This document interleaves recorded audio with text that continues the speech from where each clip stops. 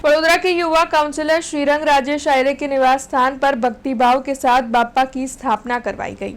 आज से गणेश महोत्सव की शुरुआत हुई है और आज गणेश चतुर्थी मनाई जा रही है। तो वार्ड नंबर 9 के युवा काउंसलर श्रीरंग राजेश आयरे के निवास स्थान पर यानी कि सुबानपुरा की सूरत सोसाइटी में बाप्पा का स्वागत किया गया। दरअसल गणपति बाप्पा की भक्ति भाव के साथ और धामधूम से स्थापना करवाई गई।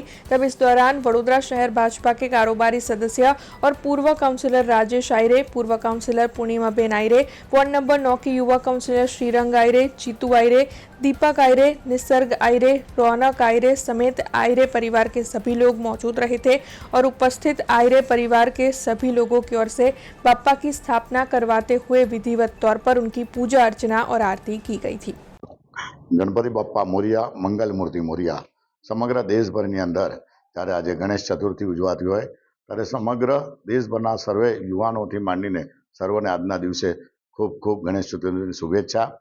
લોકમાન્ય ટિળકની જે ભાવના સાથે કે સંગઠન સાથે, સમાજ સાથે અને પોતાના ફેમિલી સાથે ઘર હશે કે પછી તમે જુઓ કે યુવક મંડળ હશે, દરેક જગ્યાએ ગણપતિ બાપ્પા મોરિયા।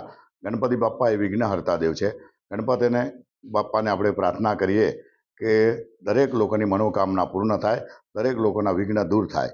સાથે સાથે સમગ્ર દેશભરની અંદર આજે તમે જુઓ છો કે જૈન સત્વરીનો આજે દિવસ છે કે આજે કેટલાય લોકો દ્વારા 31 દિવસ હોય, નાના દીકરાઓથી માંડીને યુવાનોથી માંડીને દરેક જૈન સમાજના લોકોએ જે ઉપવાસ કરેલા હતા એ ઉપવાસ સાથે સાથે આજે દરેક જૈન બાંધવોને સત્વરી નિમિત્તે દરેકને મિચ્છામી દુક્કડમ અને ભગવાન એમની પણ બધાની જ મનોકામના પૂર્ણ કરે।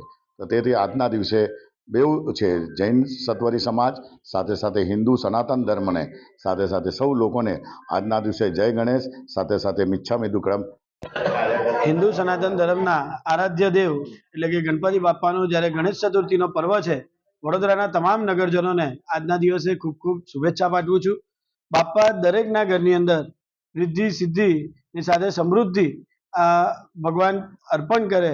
તે જ સાથે આજના દિવસે જે લોકોના ઘરની અંદર બાપ્પા વિરાજમાન છે, જે મંડળોની અંદર, સોસાયટીઓની અંદર બાપ્પા વિરાજમાન છે, એ તમામ પર બાપ્પાની આશીર્વાદ બાપ્પાના રહે।